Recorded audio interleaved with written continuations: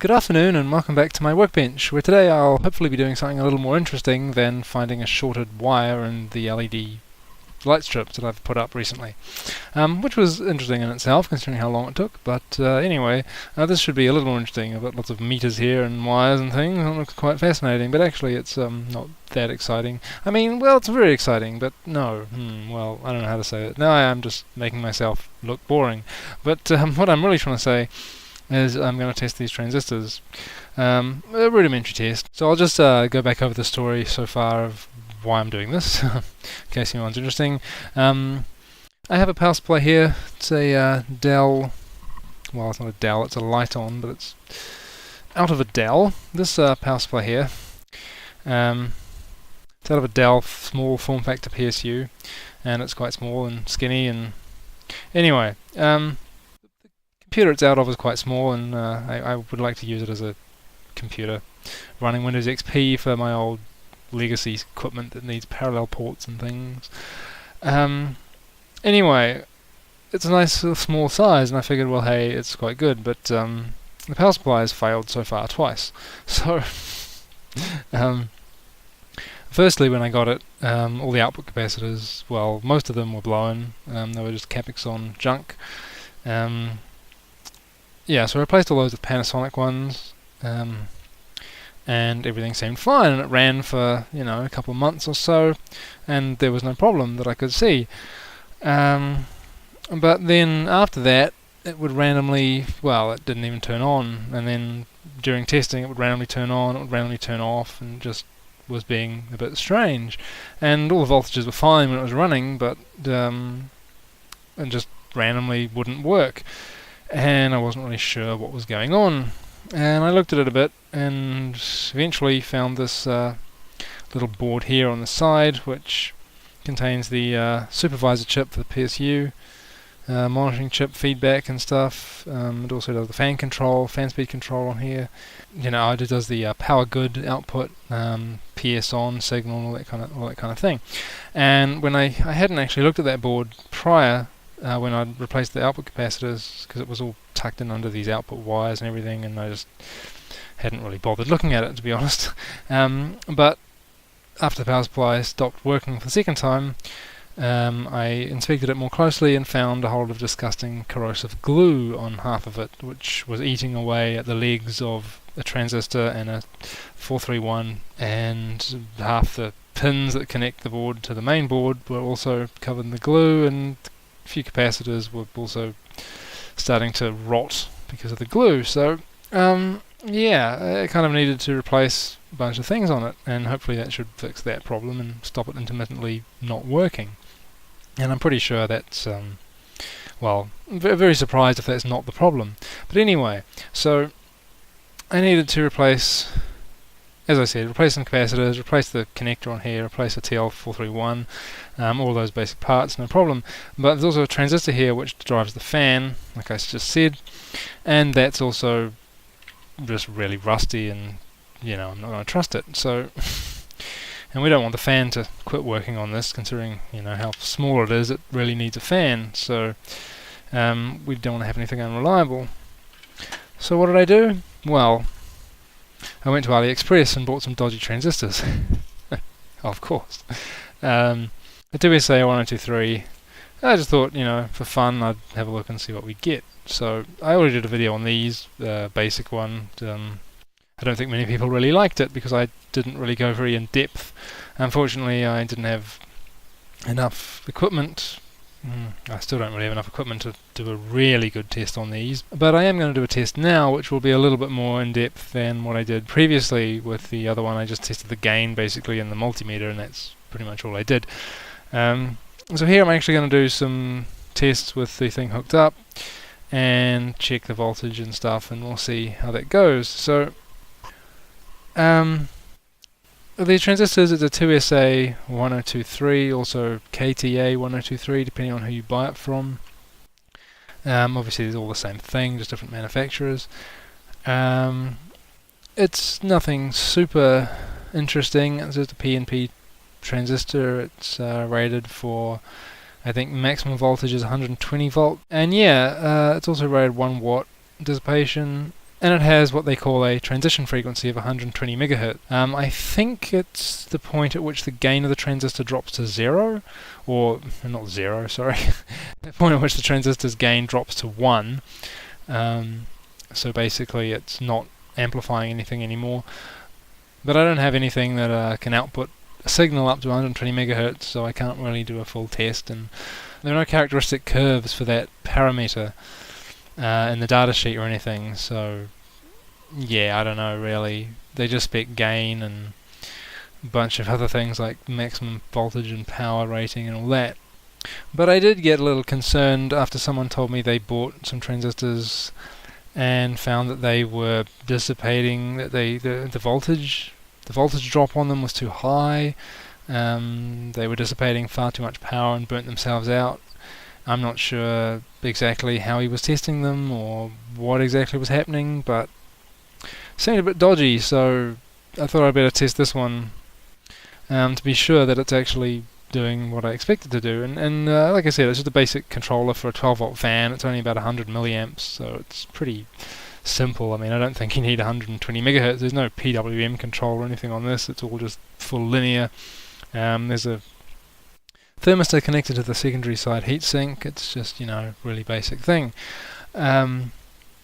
So, the frequency shouldn't be an issue, even if the frequency response on this is rubbish compared to the original, which it may be. I don't think it's going to matter at DC. The other thing is power dissipation. I don't know. The gain was in spec when I tested it previously. What I'm going to do now is test the. I'm just going to do a real world test. We've got a fan here. This is 12 volts, draws about 120 milliamps. It's pretty much comparable to this, which is rated 110. It's an old video card fan.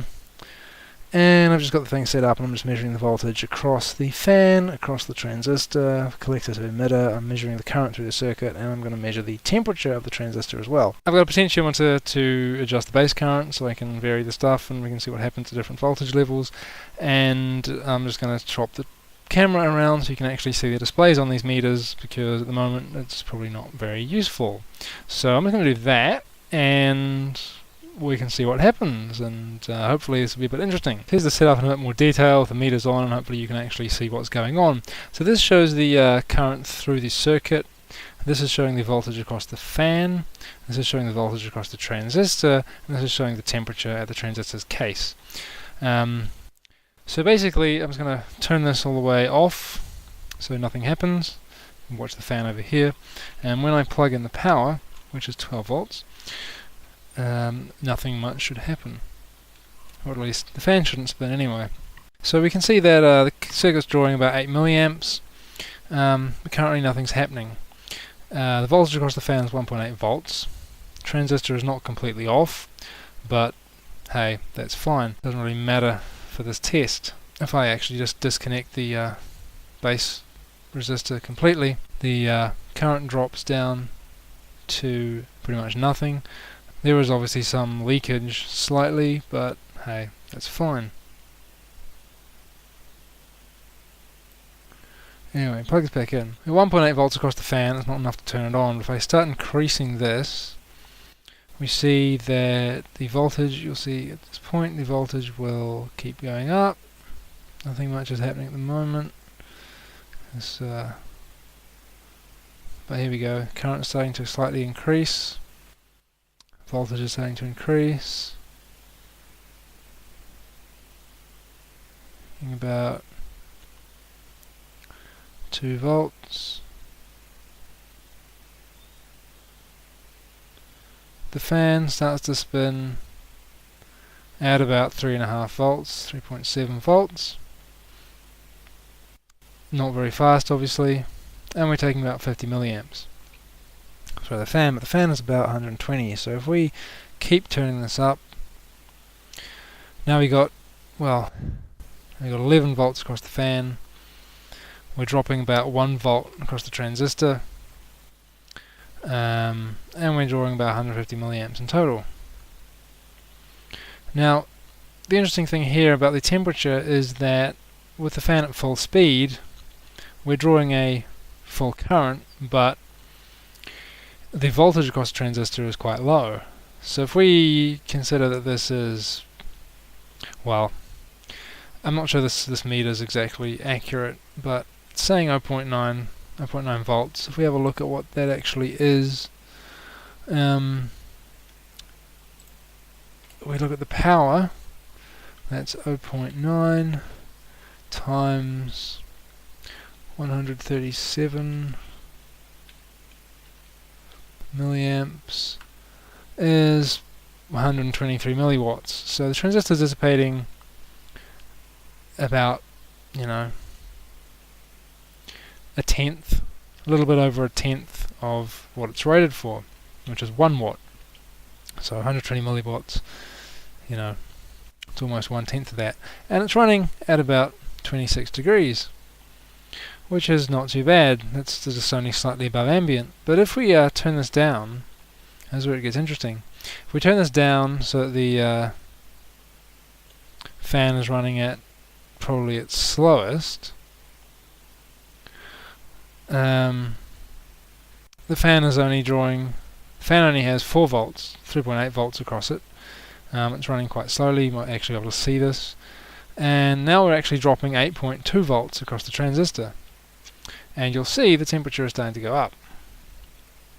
Because even though the current is almost a third of what it was before, at only 50 milliamps, if we actually calculate that, we got 0.05 milliamps times 8.2 volts is actually 410 milliwatts. So now the transistor is dissipating almost 4 times what it was before.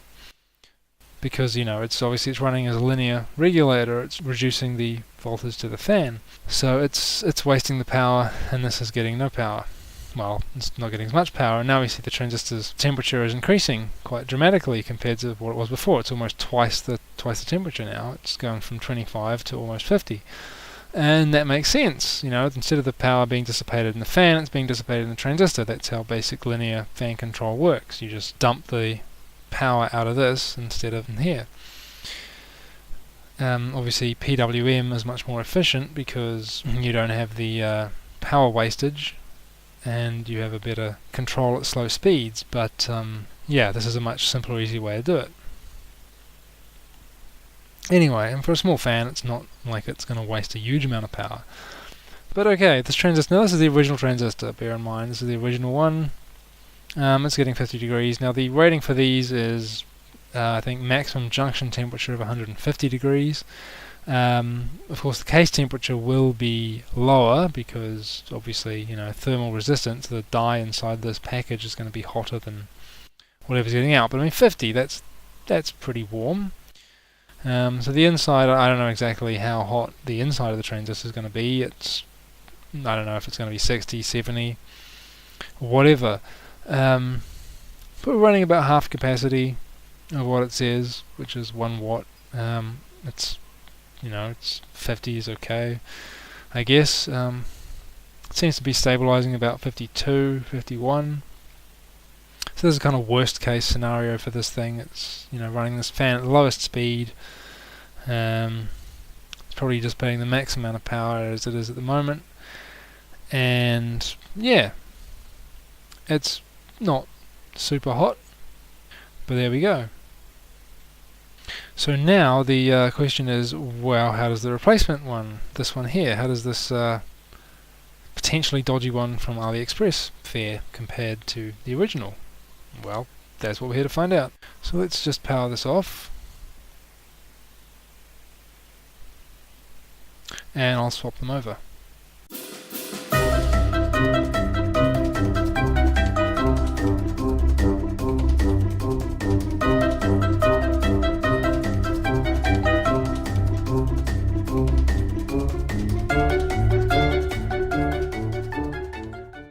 Okay, so there we go. I've swapped the transistors out. That's the original, that's the replacement one.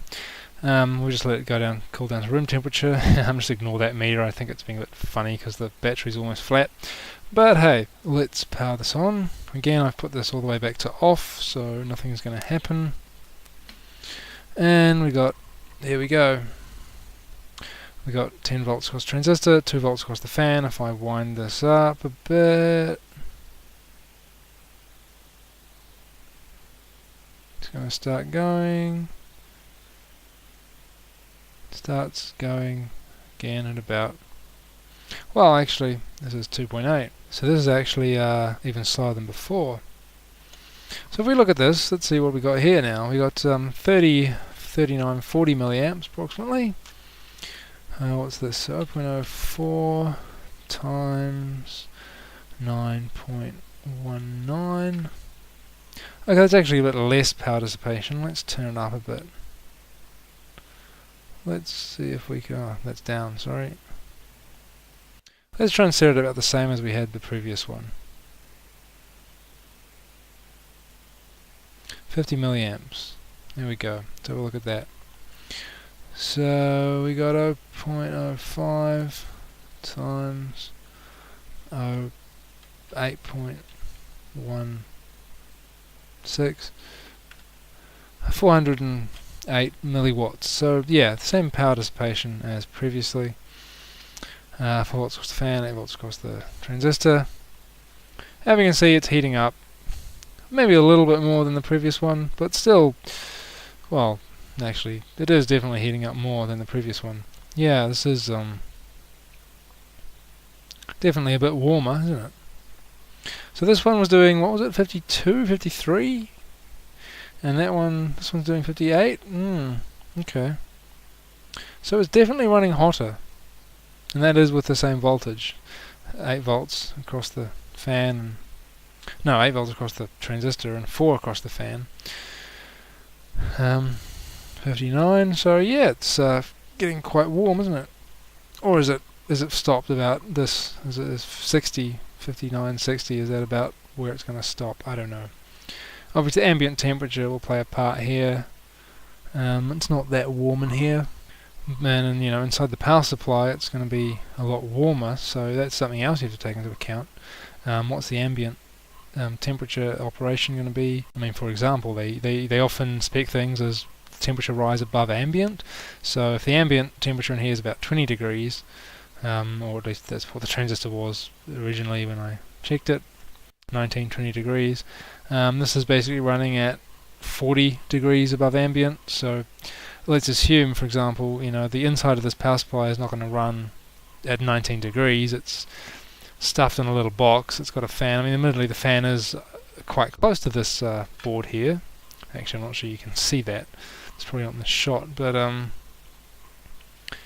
yeah, the power supply is going to run a lot hotter. It's probably going to be like 50 degrees in there to start off with. So add another 40 on that, and you've got 90, and you know, that's starting to, you know, how's it going to work? Is that going to be too much for it or not?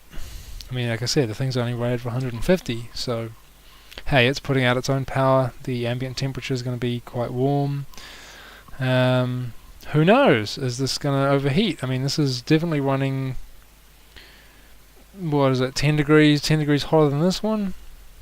What is it? Or maybe the temperature probe is just making better contact with that one than this one. I don't know. I mean, this is a very basic test. It's not that great. I can't prove a heck of a lot with this, but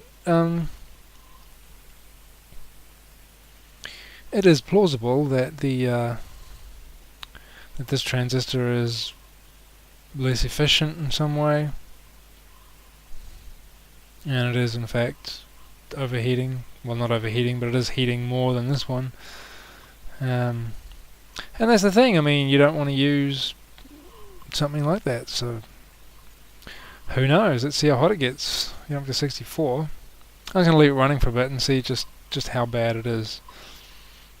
See what we get.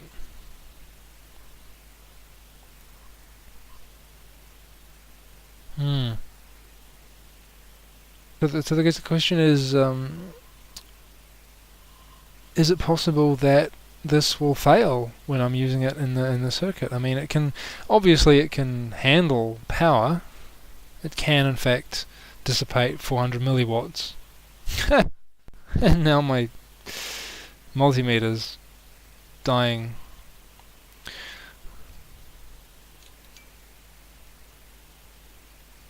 Yeah. Yeah, battery must be completely flat. Okay, well, that's fun. That was quite interesting. Interesting how the segments of the multiplexing must have been sort of missing out. Anyway, so there you go. That's what happens when you run your multimeter completely flat. The display goes a bit funny. Anyway, that doesn't really help anyone. But yeah, we got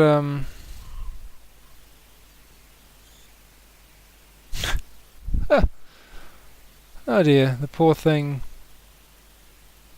Yeah, it's not very happy, is it? I better actually do something about that.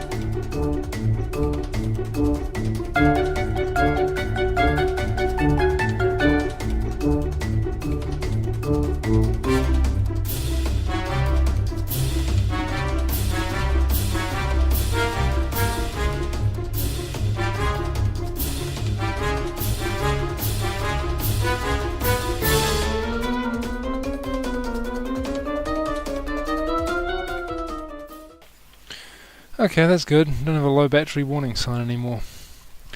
That's useful. But okay, I mean, 60, it's not going above 63. I haven't seen it go above 63, so it's, yeah, I mean, it's not terrible. It's not great. It's definitely worse than the original, I suppose.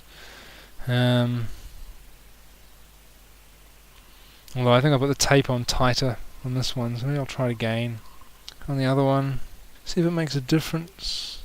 So the question really is, would I trust this transistor? Well, it does run about 10-15 degrees hotter than the other one, which is potentially a problem. I don't know exactly how bad it is, but it could be bad. Might not be bad. I don't know. Let's try the other one with some tighter tape and see if it actually makes any difference.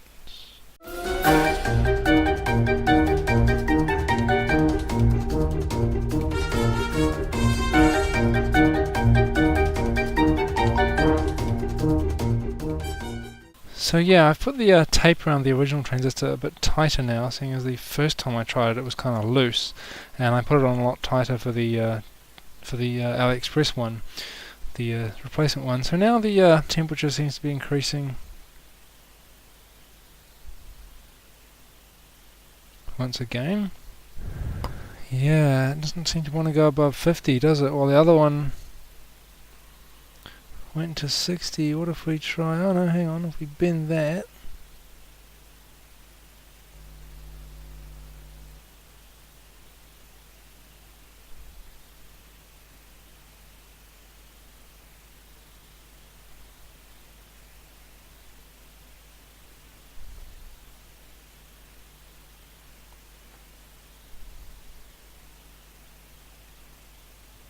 There we go. I think this is showing the limitations of thermocouple probe measurements.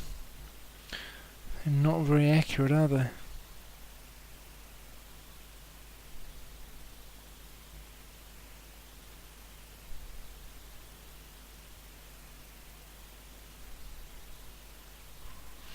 There we go, 56. It's climbing up more.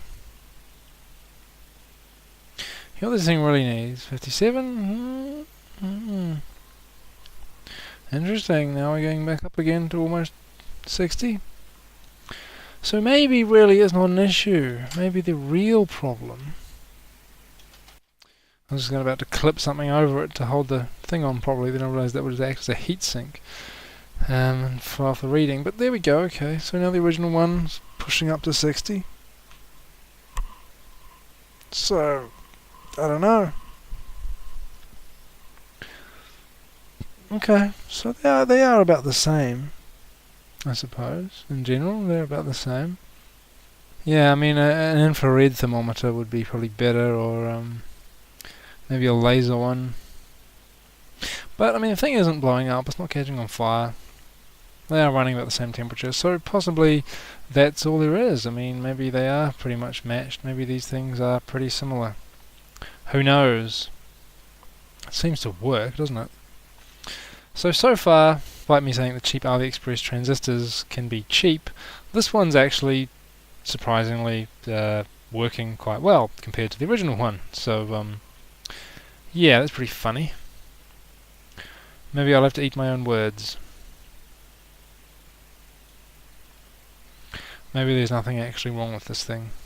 Might be a completely genuine second source part. I have no idea. But that's the thing, you never know.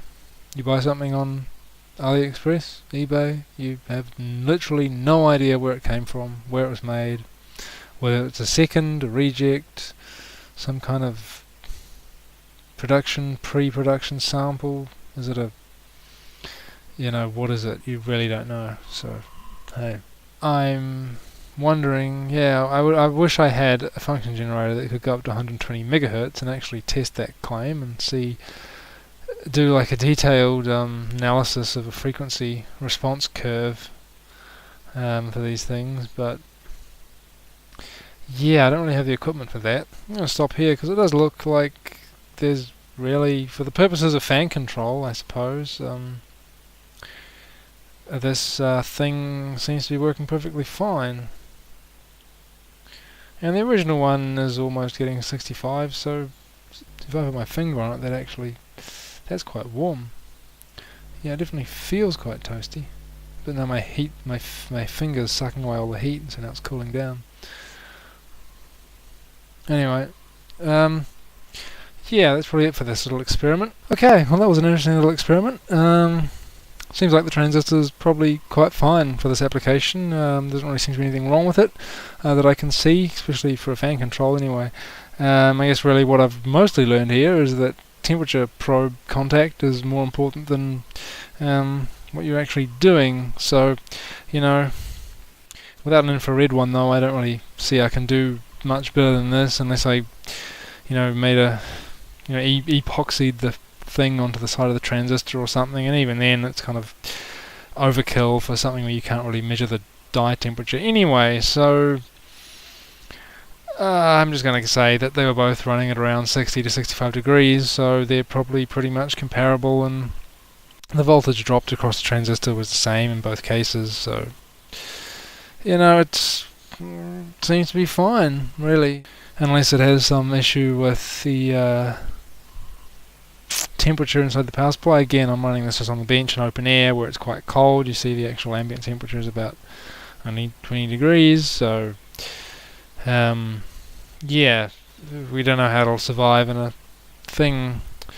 power supply where everything's quite hot. And also, is the breakdown voltage going to be 120? Is it really going to be handle up to whatever frequency they claim? I don't know. Who knows? We need to do more extensive tests for that. I guess what I'll do is I'll just put this one in. I'll use it for repairing the power supply. And I'll just keep an eye on what the fan's doing while testing it, and just make sure that nothing bad happens. Yeah, so that's about it for now. Okay, so now I'm just about to put the new parts in the thing, and we'll see if that fixes the problem. There's the old stuff over here. It's all a bit crusty, wrecked with the evil glue, and we've got all the new stuff over here. So pretty simple. Now let's bring up this list so I know which capacitor and everything goes where. So I got a new connector, right angled pin header thing, got a the new transistor, I got the new TL431, I got the new capacitors, and I've got a bit of heat shrink which I'll need to put over one of the capacitor leads when I route it under the side of the board and over onto a spare pad, because one of the pads for it actually broke off. But that's okay, we can fix that. So just turn that on. And I've got this sitting on a bit of cardboard here because this case is a bit crusty and it's got some old fan stuff. It's got some old heatsink compound on it. This thing's got quite a lot of heatsink compound all over the back of the heatsink there, so yeah, kind of a bit annoying, but anyway, so this all just comes out fairly easily. Actually, yeah, there we go.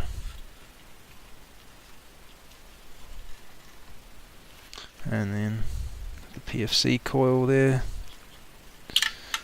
and the fan which is now covered in even more heatsink paste. I think I probably need to redo that heatsink compound as well. It's all a bit sort of dried out, so that's not going to help anything, especially considering how hot this thing gets. So yeah, I'll do that later. But anyway, all it needs now is to get the new components in. So we'll just do that basically.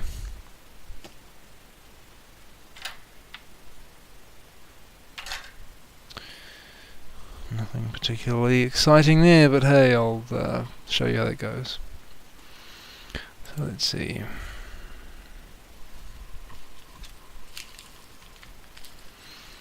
C286.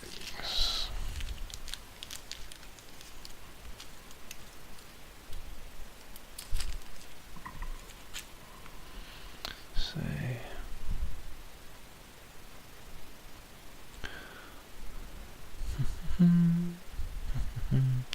C286. Where's that one? That's that one. Okay. It might also be worth noting that I scraped all the old glue off this on the board on the top side here where it was. I've also cleaned out the mounting holes, the component lead holes, with a small drill bit to get the glue out of that so that it doesn't corrode the new leads when I put them in the holes, because that wouldn't be very good. That would be a waste of time and money to have the new components ruined by the old glue, so just make sure that doesn't happen.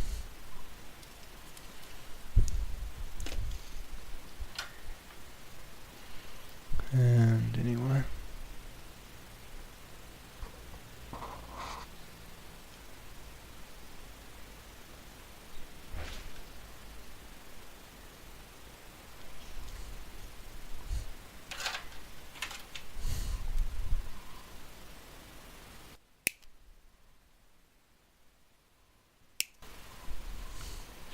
also worth noting, I suppose, that if you are working on one of these power supplies yourself, just be careful when doing the board, because there are a few very small surface mount components next to some of these through-hole capacitors, and it's not a good idea to touch those with a soldering iron. You don't want to thermally shock them or end up destroying them or wiping them off the board and getting them lost or anything. It'd be quite annoying, so just, be careful.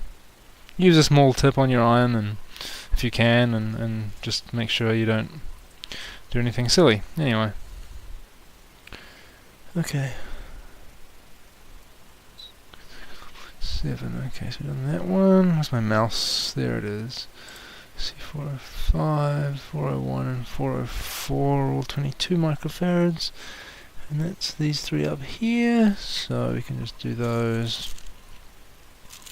So 10 microfarad. We can do all those there.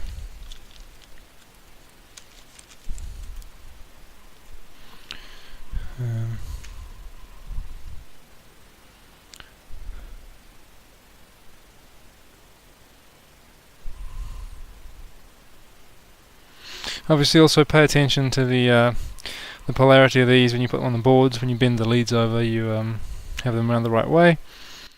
2 of them go this way, and another 2 go the other way, so it's a good idea to check that.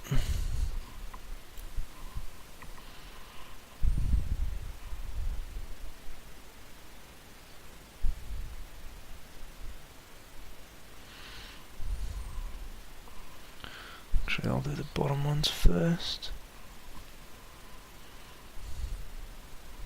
I think I bent these too long. Bend them back again.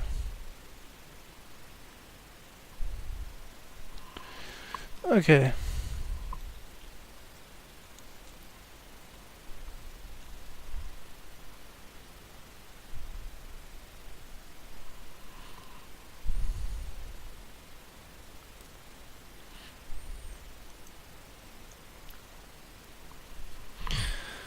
Now, for me at least, there was no glue, or there was very little glue on the supervisor IC, which was good because I only needed to scrape that off one end. Doesn't seem to have affected its pins or anything. They seem to be okay, so hopefully that will be alright. It's a well-trend 7515 if anyone needs one. You can get them on Aliexpress. If they're any good, I have no idea.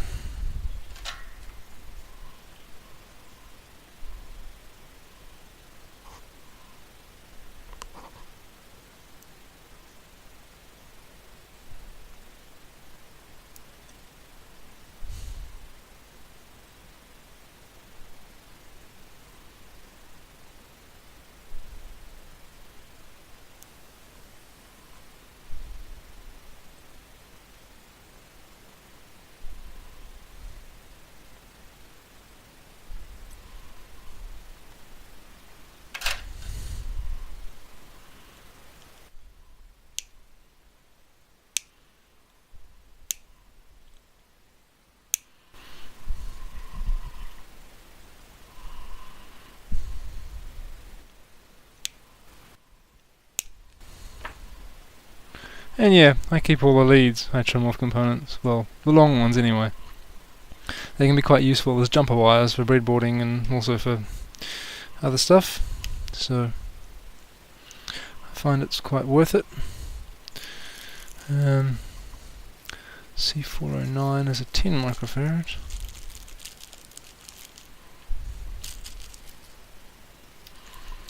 And what else? C409 there. Okay, let's do C530 first because that's this one. Another 22 microfarad. And just using up a bunch of old capacitors I've got. Well, they're not old, but you know, they've been sitting around for a little bit, so.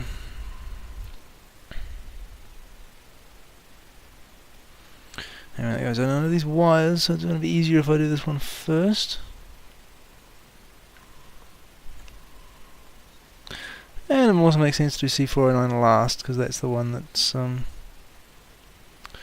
got the bad pad that I need to do special things with. So anyway, let's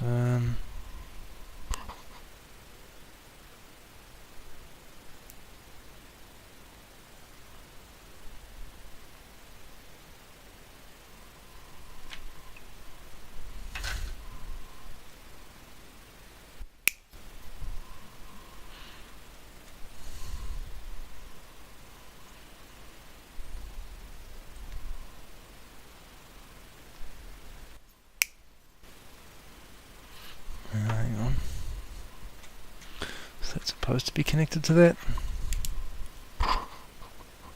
Oh yeah, that's fine. Okay.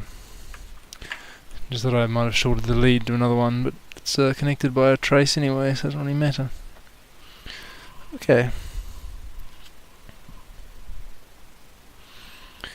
Now C409. That's the important one.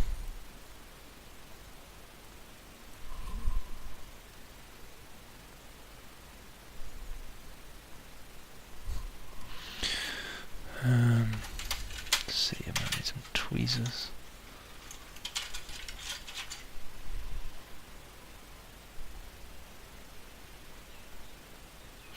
The trace hasn't actually broken, it's just the pad which is lifted, but obviously the structural integrity of it has been compromised somewhat, so I'm not going to rely on it to actually be alright. Considering it looks like it is just about to break off. So what I'm going to do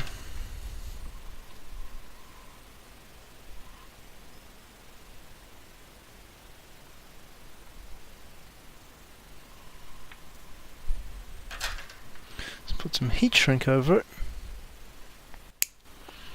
and flip it over across the back of this board here. And the heat shrink is just so it doesn't touch anything, short anything out. But yeah, I might solder that onto that pad anyway, just for the heck of it. Provide some slight structural rigidity, I think, even though it isn't that great. And that goes across to that pad over there, as far as I can tell. Well, actually I better just check that, just to be sure. Just to be sure. I don't really want to connect it to the wrong pad. That would be a bit annoying.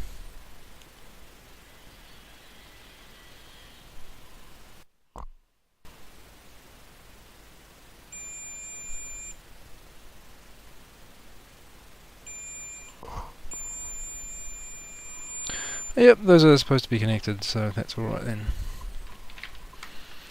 I can connect that just fine. Hopefully, anyway. Alright, so I just need some hot air.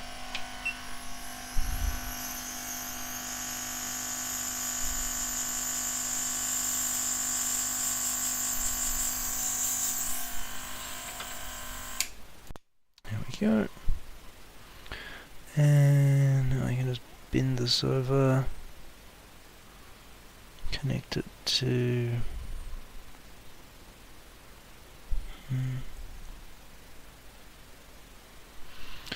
yeah, I need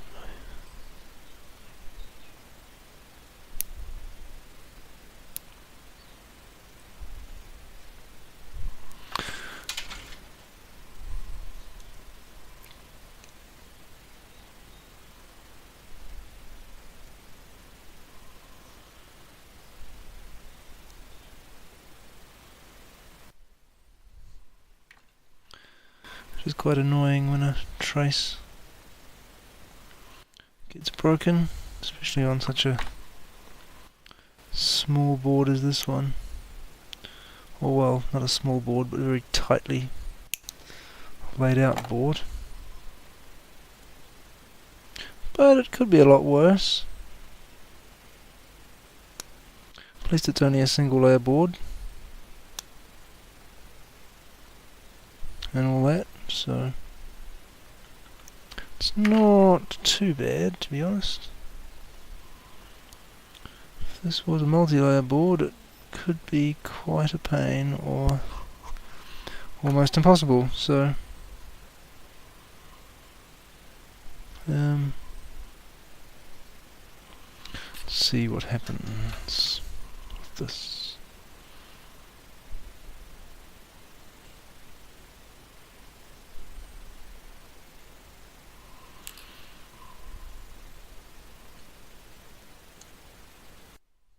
Okay.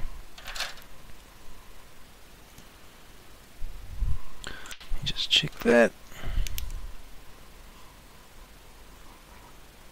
Looks good. Alright. So that shouldn't be a problem. I'll put a photo in for this as well later so you can see how it came out.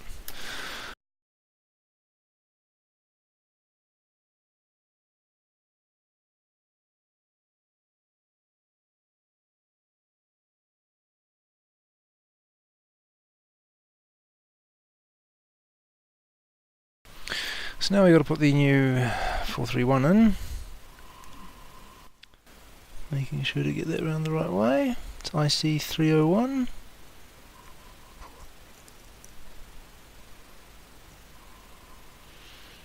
And I mean, yeah. And the transistor for the fan, which is the 2SA1023, which we were mucking around with earlier.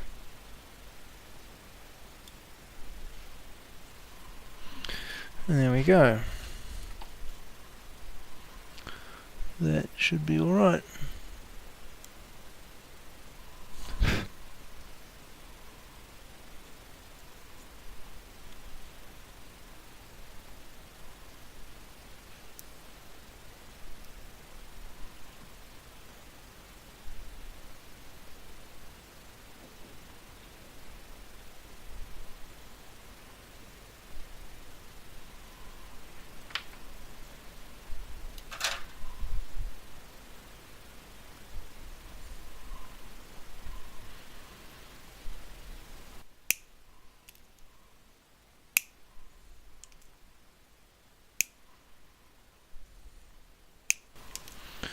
Now the wires off these components are obviously too short to be of much use, so I won't bother keeping those ones, I'll just chuck them away. There we go. Alright, that looks good. Another IC there, I don't know what that one is. Is that another 431? It is too. So it's got two of them. Not entirely sure why. Anyway, finally the right-angled pin header thing. So that should just go in there. Like that. And I might hold that in with some tape or something, a bit of tape there.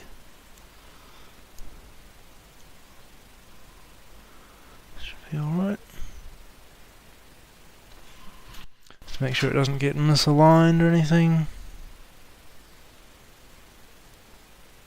But it's also simple just to solder one end, hold it down, push it in, and then solder the other end, hold it down, push it in, reflow, and then that'll hold all the other pins in place when you solder them.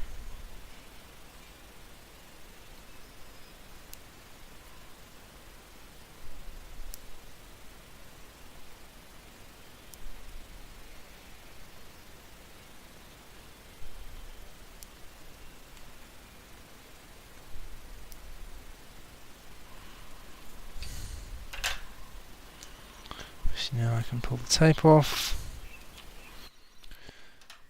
and do the rest.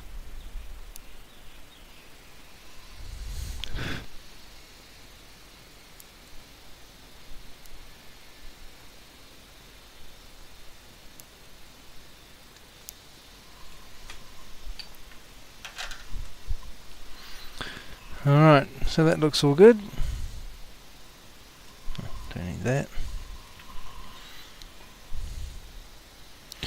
Okay, so should be able to jam this all back in here. I have to bend this transistor over a little bit to clear the wires, but it should work now.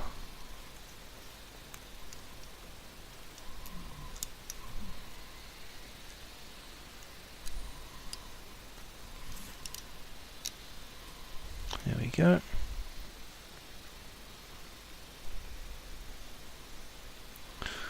Great, let's make sure that's actually square. Yep. Pretty good.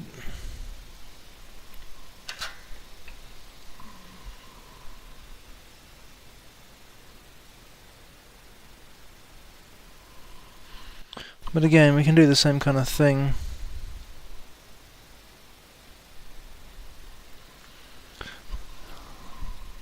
Hold the solder, hold the boards, reflow the solder and push it down.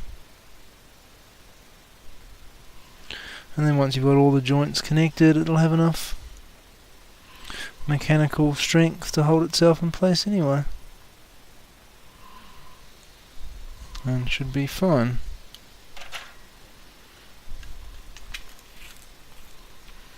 Just turn this over. And get the rest of these pins done.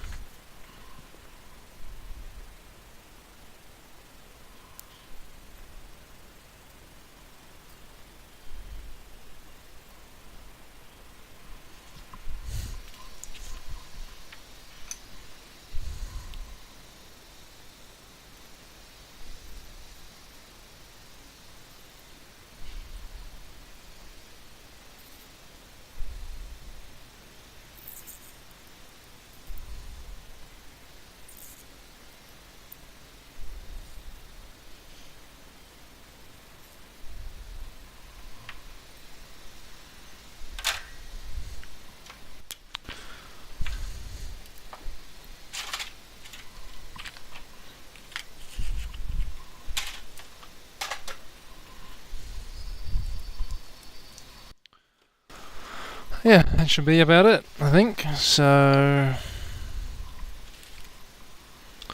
now we just need to reassemble it. Well, I need to do that heatsink compound. So actually I've got to find some more heatsink compound. I don't think I have it around here anywhere. So I've got to clean the old stuff off, get some new stuff. So yeah, I'll just be back in a second after I do that.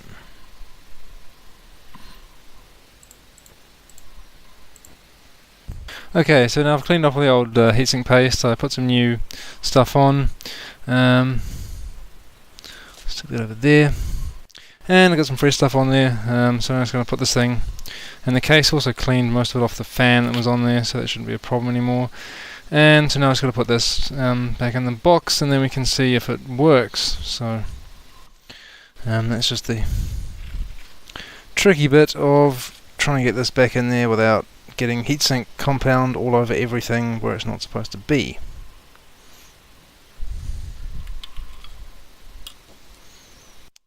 Just slide this in here, making sure to get the board on top of the standoffs correctly and all that sort of thing. But anyway,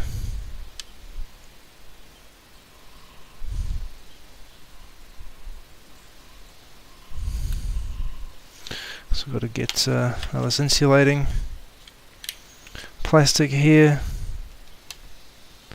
Let's just make sure that goes in the right place. And there we go. It all looks pretty good. So now we just have to get the PFC coil back in.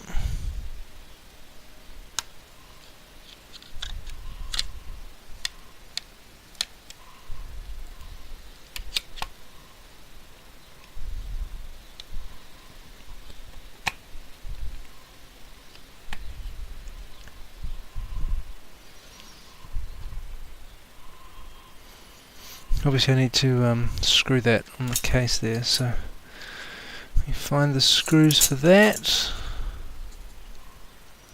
I believe it's these ones for a power supply. This one uses a ridiculously high amount of different screws for everything, so it's always fun anyway.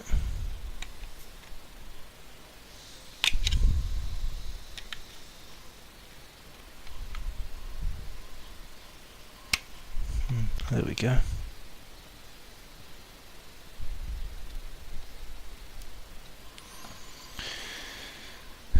All right.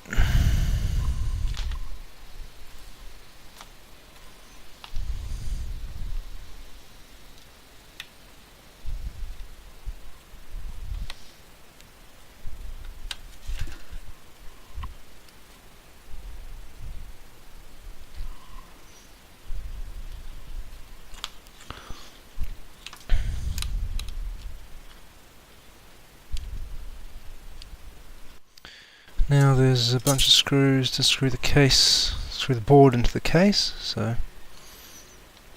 to do at least a couple of those. We don't want the thing flying around when I go to do the testing of it.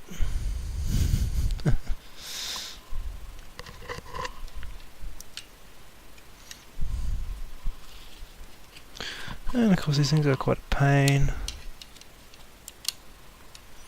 The screws are underneath everything else.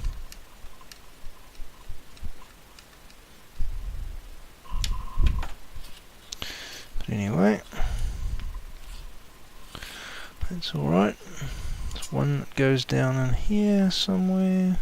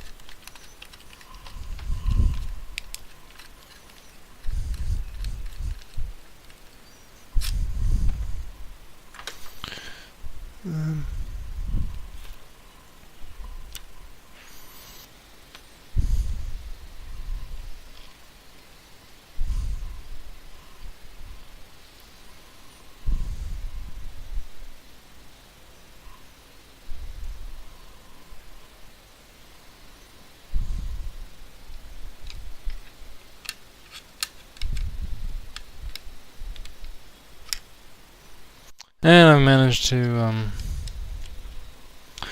block myself off from one of the screws that's beneath the PFC coil.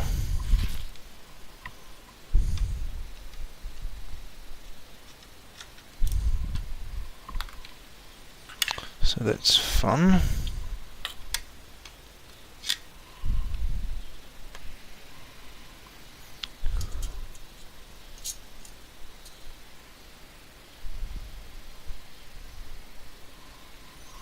Now, which one of these screws this to the case? I think it's this one.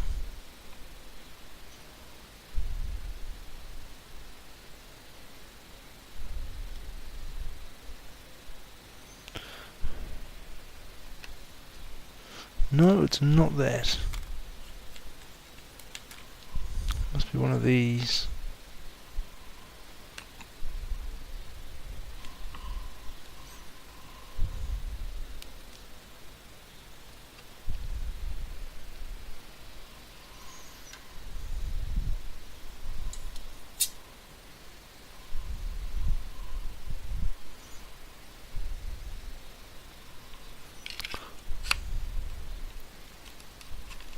I should slacken these off a bit.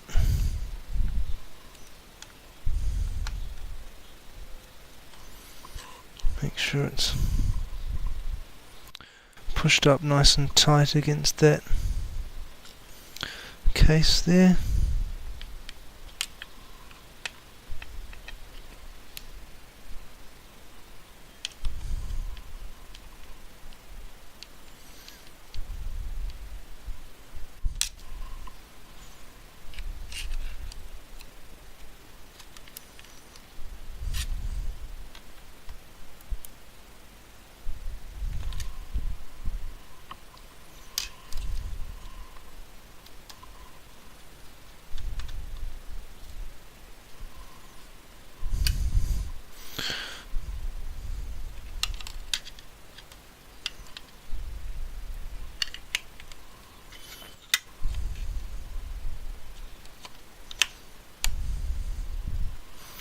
And of course I've still somehow managed to get heatsink paste all over my fingers.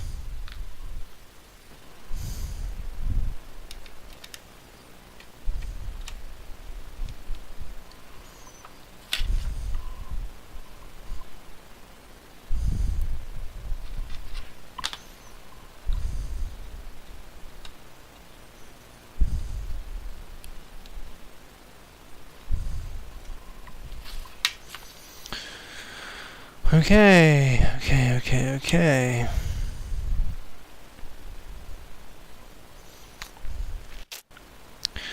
So for a quick test, I'm just going to plug it in as it is.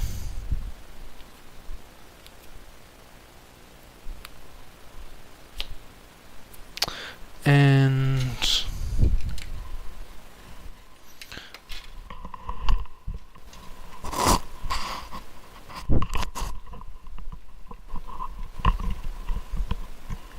we'll see what happens.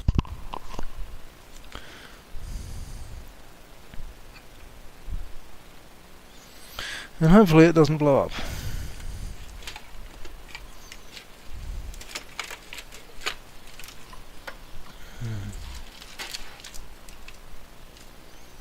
Get some kind of power cable.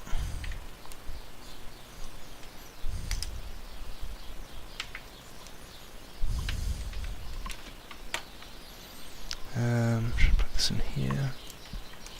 Will it even fit in there? I don't know.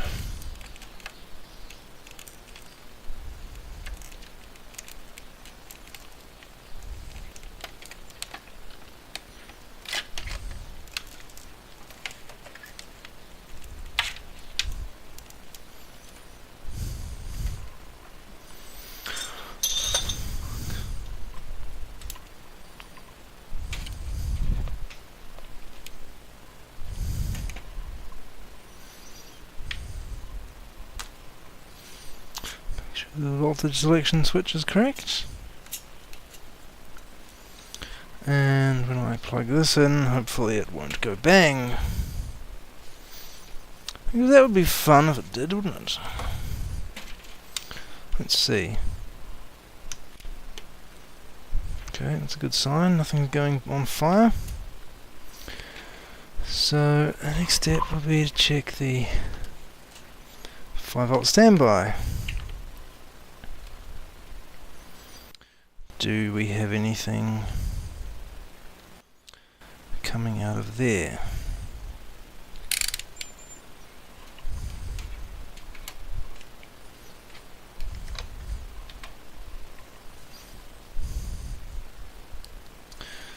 So anyone that knows their ATX power supplies will know that that's the purple wire.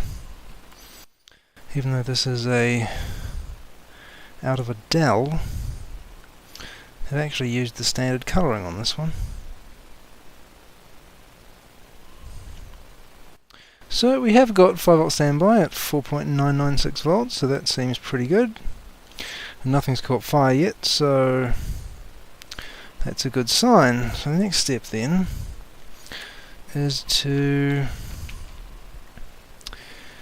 jumper that PS-on pin to ground, as you do, and see if anything happens.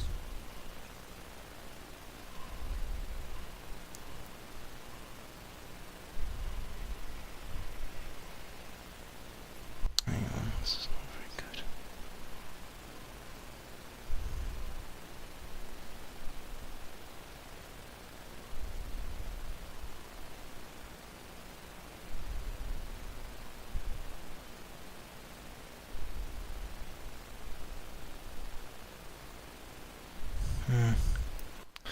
This thing is pretty loose.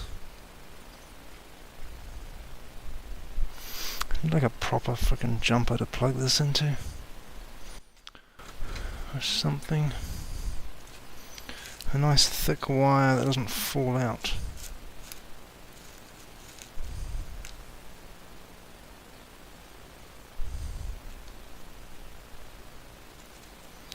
There we go. That's a fairly thick one.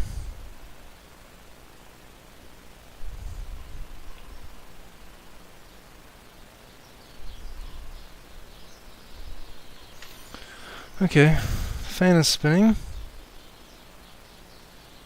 It's a good start. Does it stay spinning? Well, so far. Okay, let's check all the voltages.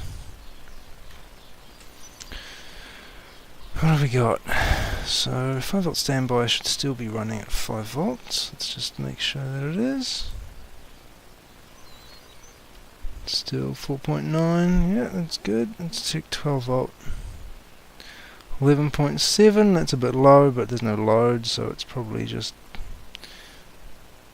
because of that. 3.3 is 3.3, that's good. What else have we got? Let's check the 5V, that's 5. That looks fine.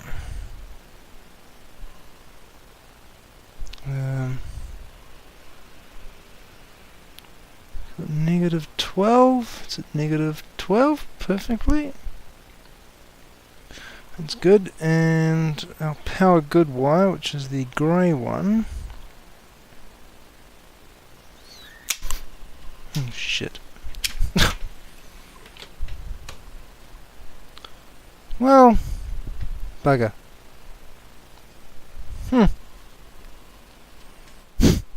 Guess that's that then.